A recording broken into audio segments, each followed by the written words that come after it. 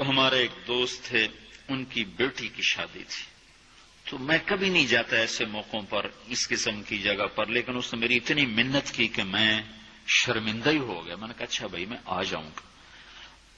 اور پھر اس نے مجھے تسلی دلائی کہ وہاں سارا الگ الگ ہے، عورتوں کا انتظام الگ ہے، مردوں کا الگ ہے. پی سی لاہور میں.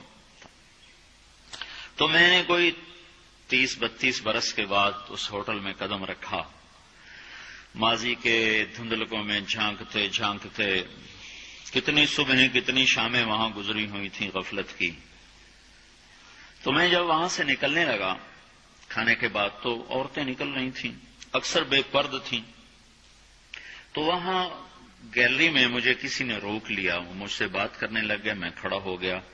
دائیں بائیں کچھ اور عورتیں کھڑی تھیں. اتنے میں سب کی نظر پیچھے لگی، عورتوں کی بھی مردوں کی بھی.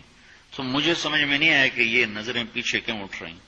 کیا دیکھا، میرے قریب سے ایک خاتون گزری جو سر سے لے کر پاؤں تک مکمل برقعے میں، ہاتھوں پہ بھی دستانے تھے اور پاؤں میں جرابیں تھیں، اور ایک بالکل سادہ سا برقع انہوں نے پہنا ہوا تھا.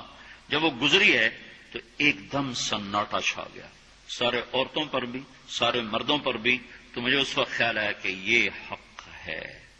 یہ سورج جب چمکتا ہے تو ہر ایک کو اس کی روشنی نظر آتی ہے. وہ عورت اتنے اعتماد سے گزری، ورنہ ایسے ماحول میں تو جنہوں نے پردے کیے ہوتے ہیں وہ پردے اتار دیتے، سر سے دوپٹے اتار دیتے. وہ اس میں اس طرح گزری، اوہو، سب کی نظریں شرم و حیا سے جھک گئیں. وہ عورتیں جن کے دوپٹے کہیں جا رہے تھے ان کی بھی نظریں شرم و حیا کی وجہ سے جھک گئیں. یہ مسلمان عورت کی پہچان ہے. یہ فاطمہ کی بیٹی ہے، یہ خدیجہ کی بیٹی ہے. یہ مغرب کی ننگی بیٹی نہیں ہے کہ جہاں ماں بیٹی کا تصور ختم کر دیا گیا ہے.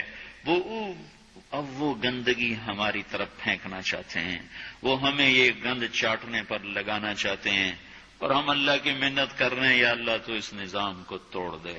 ہماری تو بے بسی ہے. ہماری بیٹیوں کے سر سے دوپٹے اتر گئے، کپڑے مختصر ہو گئے. عجب حال ہے. حیا پتہ نہیں کہاں ہی روٹ کے چلا گیا، نظر ہی نہیں آتا. پہاڑوں میں جا کے بھی ڈھونڈا، وہاں بھی نہیں ملا. صحراؤں میں گئے، دریاؤں میں گئے، کہیں نہیں ملا.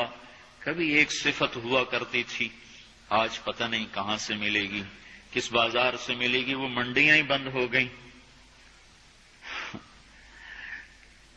جس قوم کی بچیاں ناچ گانے کو اپنا شعار اور شوق بنا لیں، ان کی نسل سے اب خالد بن ولید نہیں پیدا ہو سکتے، ناچنے والے ہی پیدا ہوں گے.